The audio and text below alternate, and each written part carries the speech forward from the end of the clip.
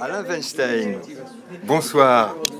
Bonsoir. Vous pouvez me le refaire, s'il vous plaît, justement, comme vous le faisiez si bien. Bonsoir.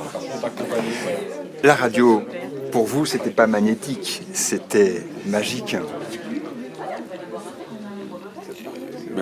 Entre le magnétisme et la magie, il y a quand même un lien.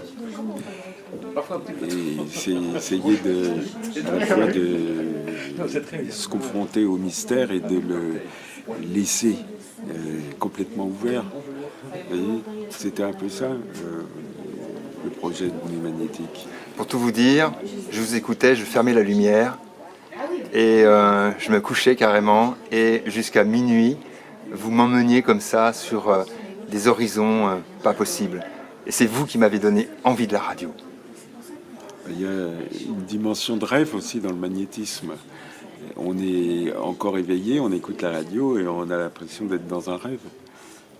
C'est ça qui est magique.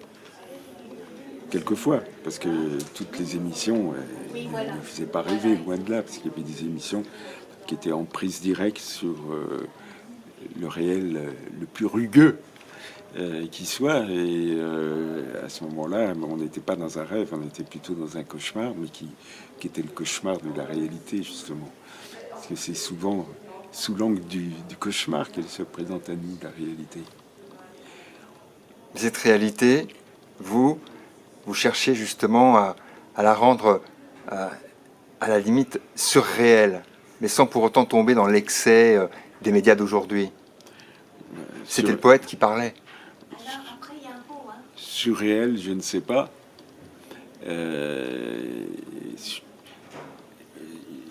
On était dans le présent, c'est tout. On était dans le présent et on parlait des choses qui nous paraissaient être celles qui préoccupaient les gens et qui faisaient appel à leur sensibilité. Et donc voilà.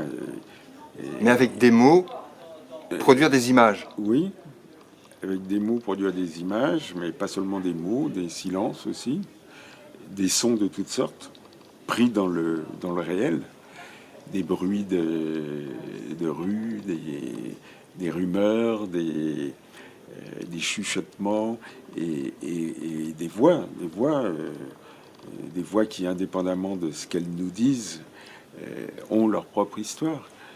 Et puis la musique, bien sûr, qui permettait souvent de rythmer l'émission. Faire en fait un cinéma, mais plus fort que le cinéma, sans l'image. Oui, je pense que écouter dans de très bonnes conditions techniques, j'entends, dans le noir ou les yeux fermés, le son est conducteur d'image et ça peut être, bon, c'est pas toujours gagné, mais ça peut être aussi fort, en tout cas comparable au cinéma. L'émission est terminée, Alain. Merci beaucoup. Merci. Bonsoir. Bonsoir.